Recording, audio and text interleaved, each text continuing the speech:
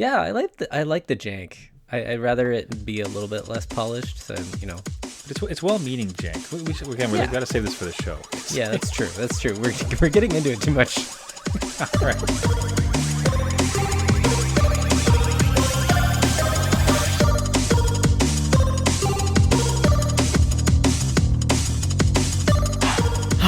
Adult beverages are poured. The kids are asleep. Welcome to New Dad Gaming. It's a show about fatherhood, gaming, and new fathers figuring out their gaming lives.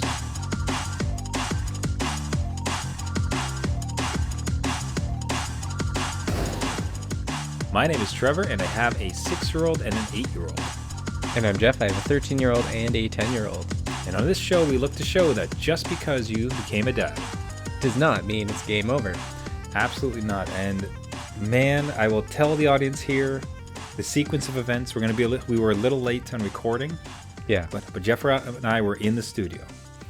We had driven down to New Dad Gaming Studio. That's right, the headquarters. We had the whole staff show up.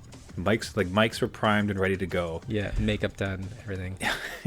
And we started to research into PalWorld. Yeah. Everybody's heard of it by now. It's the absolute the most fascinating game and hit that's launched for a long time. And as we research it, it's like, we should play this. Yeah. We should really. It's going to be more interesting to talk about if we've actually given this a play. And I have it on Game Pass for free. Jeff was going to buy and return it, and I think we'll find out about that, where that ended up. And thus everything was delayed, and oh my word, was it ever worth it. This game is something. But I wanted to throw it, before we get into that, I did want to throw it out. We received to the New Dad Gaming inbox a fantastic Gaming Dad story that I just had to share with everybody. So Gaming Dad Chad writes in. It's like, hey dads, I'm Chad. I have a 6-year-old. Over the weekend, I set up a private Minecraft server so that my son and I could play in a safe environment without exposing him to the harsh realities of the internet. It has been a huge hit. We built a house with a yard and a collection of animals and even an aquarium. He is loving it. But today, and immediately dad's senses are going to be going off across the land. But today, halfway to school, he suddenly developed a stomachache, and my dad's sense kicked in. I convinced him to go to school, and if he kept feeling sick, his teacher could call me. I also added if he did come home sick, there would be no screens until school would have ended. I'm telling you, dads across the land, you can just hear. This is basically like turning up the thermostat, and like dads across the land just like roll in. Yeah. So I was pretty proud of myself for successfully navigating this dad challenge. That is until an hour and a half later when I got the call from school. So I am now home. He's jumping around on the couch, clearly not very sick, asking every 30 minutes, how long until school's over? How long until school's over? But he's still insisting that his stomach is very bad, all the while putting on his best puppy dog face. I'd be interested to hear if you or your audience have had to deal with any similar issues. Love the show. Thanks for all the work you put into it, Chad. Man, tale as old as time. You take every gaming dad listening to this show probably has this story, not to mention probably one from their own past when they pulled something similar. Why don't you kick us off? Like what... for your kids or even for yourself when you were younger? Oh, yeah. When I was younger, I absolutely did call in the sick card. I just said I had a stuffy head or something that I knew I didn't necessarily have to prove, but it was because I had the Nintendo 64 and GoldenEye, and I wanted to progress to get all the big head mode and paintball mode and all that stuff. So I was home during that. But my kids have pulled the same card on me, where they get a new game or something, right? And then all of a sudden, Sunday night rolls around. They're preparing. They're like, you know what? I don't know, something's off or whatever. And then they'll wake up Monday morning. They're like, I'm really tired. I don't know what's wrong. I'm like, there's no way. Yeah, it's like, how convenient. Yeah, exactly. So I don't know about yourself, but I've had this happen a couple times. So I can remember it was for PlayStation. And because you have to hit that sweet spot where you're young enough to be home by yourself. Oh, yeah. You're not really supposed to be. So for me at that age, it was PlayStation. And there was this game called Extreme. and it was a bunch of character. You could choose a street luge, rollerblader, mountain biker, or skateboarder, and then you just like go all downhill down, in a race. yeah, Oh, that was a okay. great game. Anyways, hardly got to play it, and then just one day it's like, oh, my stomach. I remember I called my mom at work and told her, like, listen, I can't go to school. Oh, I'm so sick. It's like, just like that. They're busy at work. Like, fine, stay home. The whole thing, eh? Wow, phoned it in. The whole day. It was glorious. Man, my kids better not snap on. So of course my kids have definitely like pulled the sickness and like, hey, cool, can I play games? And Right, good work to Chad.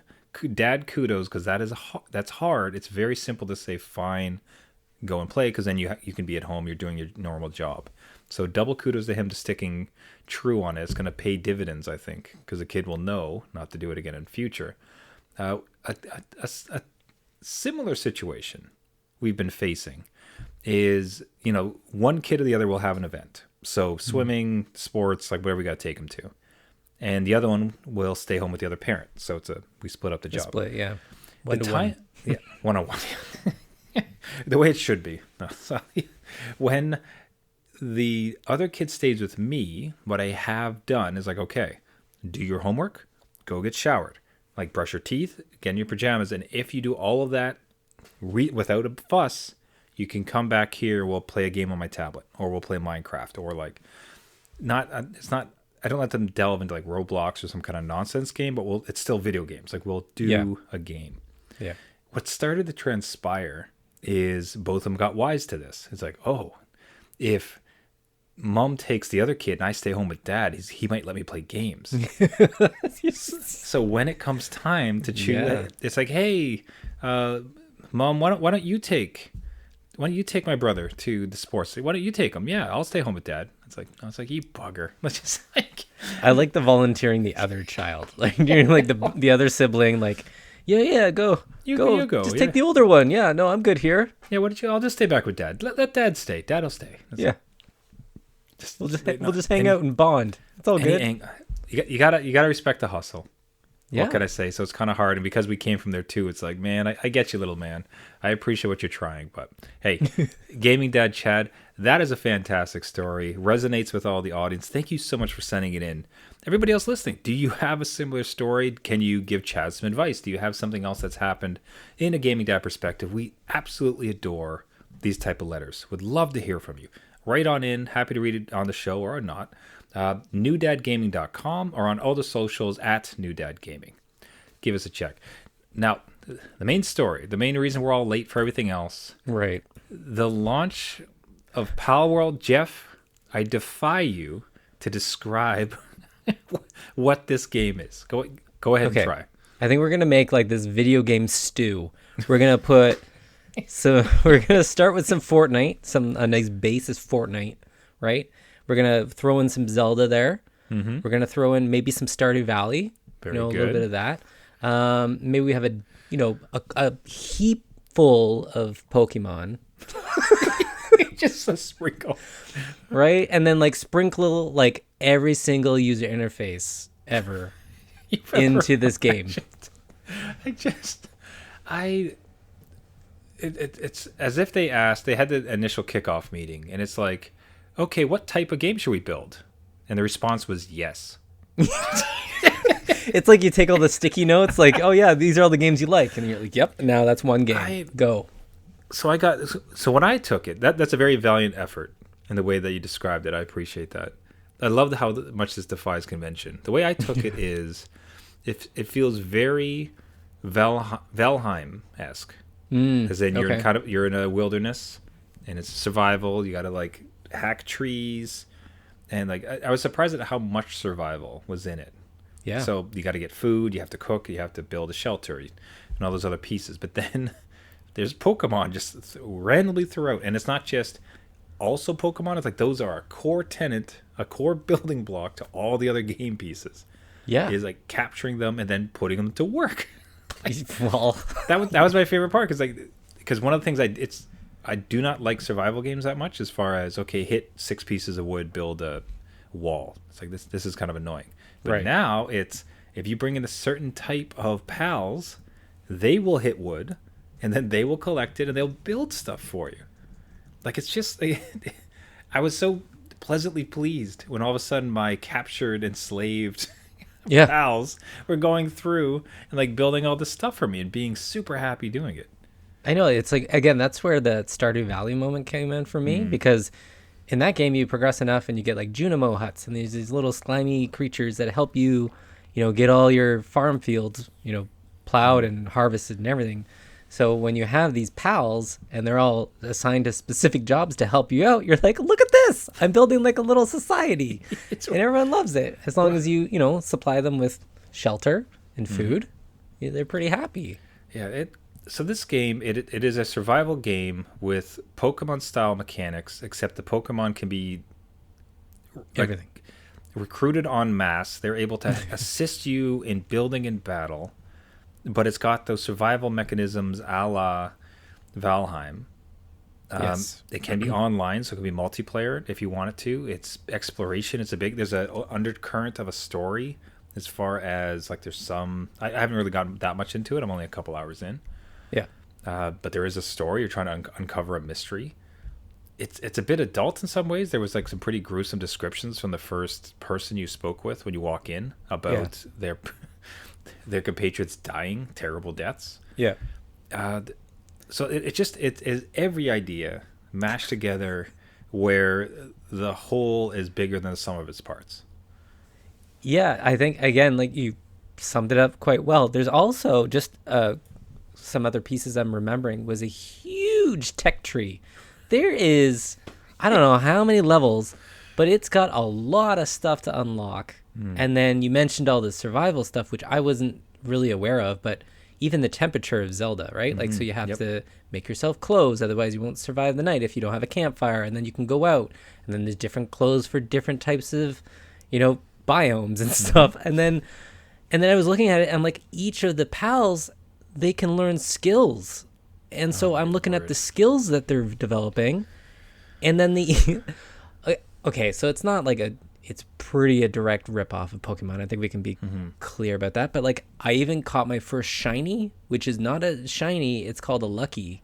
So I caught my first Lucky pal. Oh my goodness. Who has just boosted stats and is enormous, right? So it's like, I understand all of these things shouldn't work together, but somehow it does. Like, it's just fun. I don't know. That is perfect, and that segues perfectly because this game is fun. Like, I really want to underscore what you just said. Like, this is just a fun game, and it's not the greatest looking. Like, things don't necessarily all kind of mesh together, but it's done. That's not because they cut corners. That's because it was a ragtag group of people who just wanted to build a fun game. Yeah. And I think that's the secondary story of this, which really throws it into the limelight, a la Baldur's Gate 3, where it's almost, I feel like the gaming community coming together and awarding just a damn-ass game that is nonsense and fun and just like a phenomenal, just a great time to play, resulting in a bunch of kind of great, wonderful moments. And anytime there's jankiness, it comes from this honest place. It's not jankiness because they're trying to cut corners and get a microtransaction out of you. It's because it was a tiny team trying to get something out the door, and like, here it is. So I said that's what it is. Here it is. Yeah. This is important. So the story behind the game is important, and the reason I say that is like, so to give some facts that have come to light about the company. So the CEO worked at JP Morgan Securities before launching a crypto exchange. We're already on a good start here. Like, we're already going. In 2014, he did this. And then he made a bunch of money and then used that to build a indie game studio, Pocket Pair, 2015. Yes. Originally, PalWorld was 4 people with a budget of $10,000. Crazy. That's how this is not Ubisoft. This is not Bethesda. This is a team of 4 fueled with some crypto money with $10,000. Let's try to build this thing. Okay. Right. The main model developer is a high schooler who the team met because he worked part-time at a convenience store so they would go to a convenience store and like get Red Bulls or whatever. It's like, hey, we're building it's like, what do you guys do? You're here all the time. Oh, we're building a game. That's cool. I like building games. Exactly. That's probably exactly how that conversation went down. And you're like, you want to build it? Yes, I do want to build a game. And then off he went. He's part of the team. They added guns. So the headline you'll see, it's like it's Pokemon with guns, Right. and that's I haven't gotten to the gun phase as far as I crafting haven't those either. things. No, yeah. At the I'm same on time, bow and arrow stage. but it's not. It doesn't feel like a gun heavy game. A gun to this game is like a bow and arrow to Breath of the Wild. Like it is just a component of it. It's not like a Call of Duty shooter. Right. I guess the delineation I'm trying to say. You know what I mean? So they added guns to be a global success. It had to do with America, and the CEO said Americans like to shoot things. So why are we at guns? Like, well, Americans like guns. Let's put some in. It's the biggest market. At least he knows the audience. Do you know what I mean? Like, I think that's what a lot of games have been missing. They're like, do we? No, we're going to tell them what they like. And then this guy comes around. He's like, you know what? No. But the hook, though. So to me, like, so you have these creatures that you capture, but then you can arm them to the teeth, and you can all go to battle together. It's fantastic. Okay, so they were asked about Nintendo. So the CEO was asked directly about the Nintendo similarities. And he says, they make innovative games, whereas he's fine to chase trends. I don't have a creative vision. I just want to make a game people like. Yeah. And if you've played PalWorld, if you've seen videos, and then you look at that sentence, it is everything you need to know about this. It was like, hey, should we add like a dodge roll, like Demon Souls? Yeah, man, whatever. That looks like fun. Woo! You're just rolling around, dodging moves. Yeah. Again, everything. Like, and I was even in this world that he's built and mashed all these things together to make it fun, right? Mm-hmm. You can climb, you can swim, you can paraglide. Anything that you want to do is probably possible with the technology tree and then whatever else that you need to build to make it happen. And I find that a little refreshing that you're not really limited by any of this so far. And I'm only like a few hours in the first area still, and I've got an entire huge map to explore. And I'm already like, no, man, this is already too big. I haven't even explored like the back of this mountain yet. I don't know what I'm doing. Oh, and it's the imagination you're able to capture, because it has some of those. You if you could relay the story that you told me about the little campfires and one of the end bosses, is that it has some of that Breath of the Wild silliness to it, where he's kind of just giving you a playground, and what are you going to do within it? So if you tell the fire pit story. Yeah, there's this multiplayer game that PalWorld actually recognized and tweeted out, and they had a creative way to take down one of the big pals. I don't know the name of them, but they're huge. They have massive health pools, so they're very hard to kind of take down and even capture, right? So these people, instead of having 4 players just try and shoot at this thing, they developed a campfire field where they would lead this, I think it was a woolly mammoth, into and set a flame with all these campfires that would eat away at its health until it got so low that they could, capture it with one of the, I don't even know what it's not a Pokeball, it's a Pal Sphere or something. It was just well done and creative. So again, one of those things where that had to be, like, they had to code stuff in where, that campfire would affect these pals, and how does that happen, and whatever else, you can build more than one, all that stuff, and it's there. And I don't know what else people are going to do with this game, but it seems like, again, much like Breath of the Wild, where it's kind of like a playground sandbox, the physics aren't totally Breath of the Wild, but it's there. Like, a lot of tools are there just to have fun with, and they've put out a roadmap saying there's more stuff coming, we have more technologies coming, we have more pals coming, we have more areas coming. And this thing is still sitting in early access. And I find it just a not polished, but like stable enough game, even to run on the Steam Deck. I think we mentioned it at the top, right? So it's something that is already hitting Steam Deck capability and giving people like me a chance to play something like this. It's just quirky fun. It's just a feel-good story. Like, much like it is so akin. And it's really, for us gaming dads, we came from a time when the entire game was on the disc. The game as shipped was the game.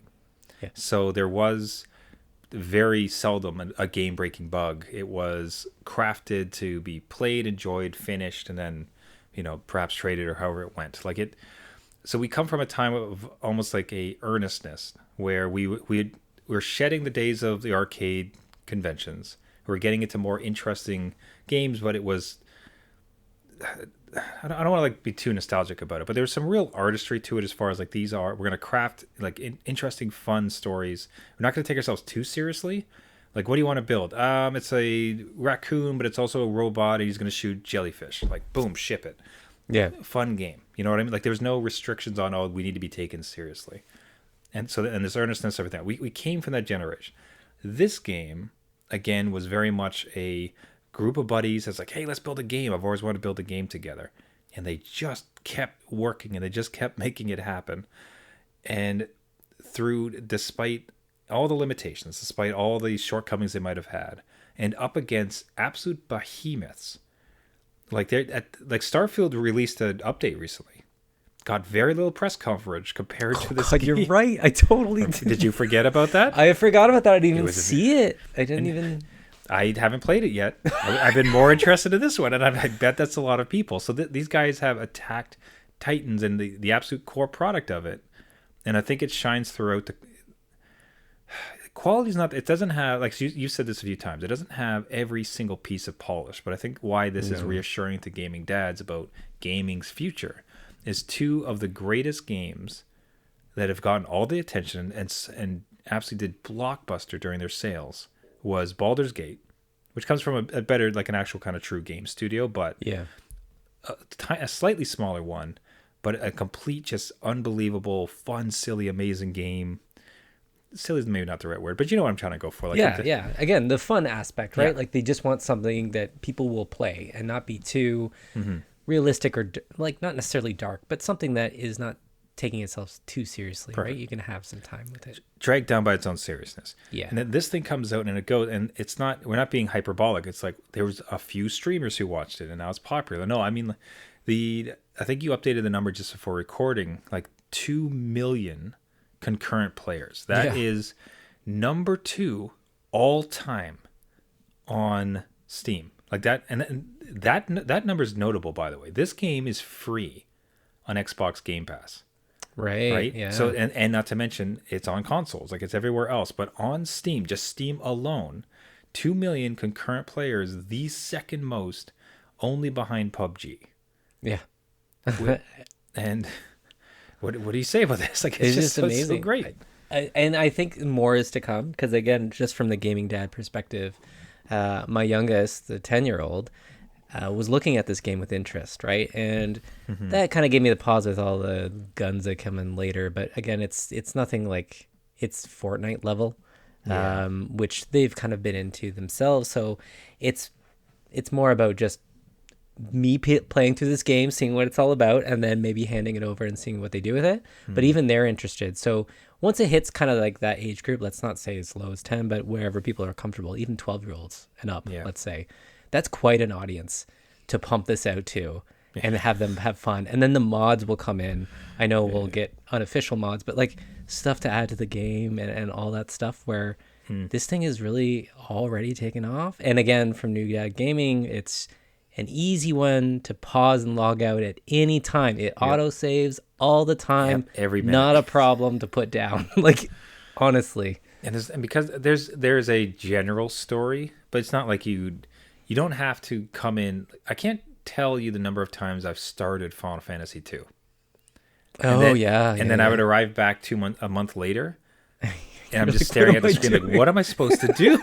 And I just have to restart again. Yeah. Right? Yeah. But in this one, there's no like path that you have to be following, kind of remember. There's just like chores to do and things to build and creatures to catch and like, let's go over to this part of the map. Like you just kind of play in it. So I think it's going to be very sessionable in that sense. And like you said, the saves are so generous. Like it's just constant. So it's cool. So you think you'll introduce it to your kid. Yeah. I think I'm not so worried about the violence because it's kind of cartoonish, even a bit more so than Fortnite, I would say. Honestly, it's more about the complexity. There's just a lot going on. There is a lot. I think I'm pretty sure they would bounce off of it because you have to manage, like, I need resources, but then my pack holds this much and I gotta go back and I have to have a fire and then like it's just, there's so many things to read and understand. I think I'll give them a pass for a bit to see where they land. Yeah, that's a fair assessment, because there's, again, it's not quite polished, right? So it's like a lot of those menus and stuff. Sometimes it's hard to find what you're supposed to be doing, or going to what the requirement is for some things. So I can understand that for sure. One thing I didn't want to hit on before we move on was they have weapons that degrade, and I was wondering your thoughts. So it's like, that was always the biggest hang up with Zelda, when things break and you're just like, well, now what? I'd have to see. I suppose. God, I hate is the stupidest thing. I'll have to see if there's like a hack. Well, it's not even Steam. I don't know if I can. I didn't buy it. I got it off Game Pass. I don't know if I can hack it, because God, I hate degradation. It's the stupidest. Yeah, it's pretty generous again, and I don't know if the difficulty levels turn it off, because there are difficulties, right? So that might turn off some of the stuff. Let me see if I can Google something. I think I chose, and by the way, I chose the not a lick of shame. I chose the casual difficulty, because I don't, especially this, because one thing I noticed is if you die in casual, you don't lose anything. So if you're carrying stuff, like, they just die with you, and you get them back. Oh, okay, yeah. So I'm on the mode where you die and it just stays there. Okay, yeah. So you have to go get it. PalWorld difficulty settings. Let's see here. We are going to Google something, which makes for a good audio podcast. Okay, so we have casual. As the name suggests, this setting fits players looking for a more beginner-friendly and relaxed experience. Resources are abundant, whereas catching and battling pals are much easier. Players have no penalty when they die, meaning they get to keep their items. Normal is more balanced, perfect for those who love a bit of a challenge. Drops are significantly less, so gathering resources will take more time. Pals take longer to beat. You drop items on death. Hard is put your survival skills to the test. Oh, no. Take more damage from hostile pals. They're harder to catch and you gain less XP. Resources are also scarce and take longer to get. Dying is one thing you'll want to avoid at all costs, as you'll lose all your pals and inventory. Oh my god. Okay, yeah. I'm not gonna play that one. But it's nice to like that they actually even thought of difficulty levels, right? Yeah. Like, yeah, I haven't seen the weapons be too important a thing. And it's like repair packs. I think it missed one point where nothing of yours will break. It just needs to be repaired. No, it just lowers the damage on it, so it doesn't shatter like Zelda, where you're like, well, yeah, not using that sword anymore, like it's gone. Yeah, here's this gorgeous glowing sword of like the almighty high wind ruler. Oh, it broke. Hope you didn't like it. It's like, that's thanks. It. Oopsies. Whoops-a-daisy. Yeah. So there it is. We had to play the game before we came on this last episode, because there's just so many facets to this it took the gaming world by storm, but it's done so because it's just a blast. It's fun. It's silly. It's the story of its making is fascinating. Like, everything about it was just like it. I don't know. What's your end summation? Like, how do you feel about this story, about this game going? Because generally, like, I'm so happy it exists. I'm so happy that it blew up, and it just shows that if you and your buddies want to get together and build a thing, and it's awesome, and people like playing, and it's fun, like, it can make an impact. And I think that can save the gaming industry without being too hyperbolic.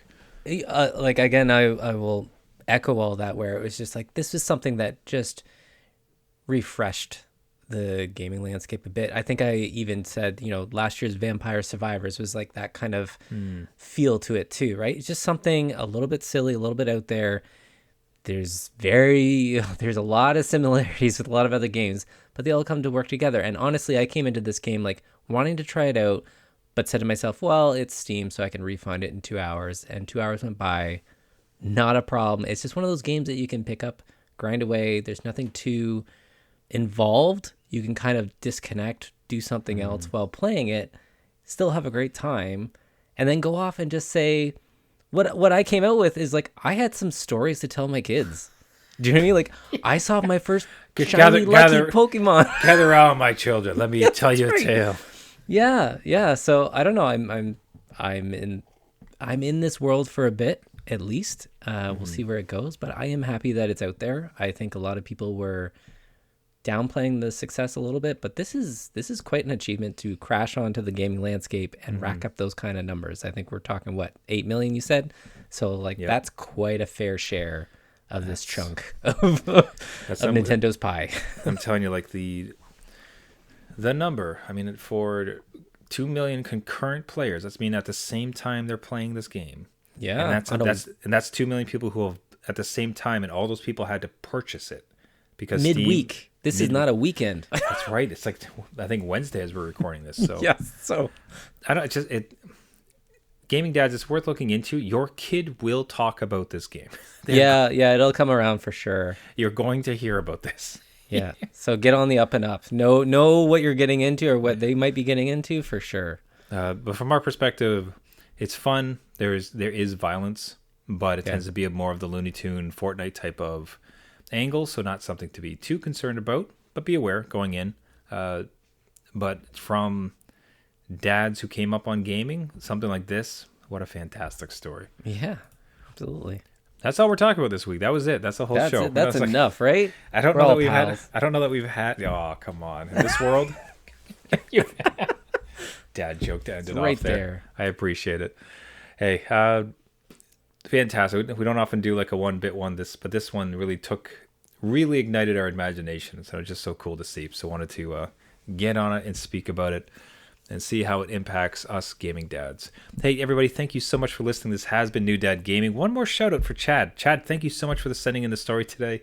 Fantastic. If you guys would like to do the same, Jeff and I absolutely adore hearing from you. Be it on Twitter, email, anything else like that. Getting those gaming dad stories, support, ideas, anything else that happened, just love it. So find us at newdadgaming.com. You can submit your story through there. You can find us on Twitter/X at newdadgaming. Same with Instagram, all the socials. Find us, reach out to us. We'd love to hear from you as we all figure out this world together as pals. That's right. Yeah. If you like the podcast, you can subscribe to us on all the major podcasting networks. Find us on iTunes, Spotify, Google Play, Caster, anywhere where you get your podcast. Just search for New Dad Gaming. If you do, like I said, the subscription really helps, and even more so, a rating and a comment really helps boost the signal to as many PalWorld gaming dads out there as possible. Everybody, once again, thank you so much for listening, and until next week, my name is Trevor, and I have a 6-year-old and an 8-year-old. And I'm Jeff. I have a 13-year-old, 10-year-old, 32 pals, and counting. And a little bit of pal juice. That's right. Yeah. All right, everybody. Just remember, just because you became a dad does not mean it's game over.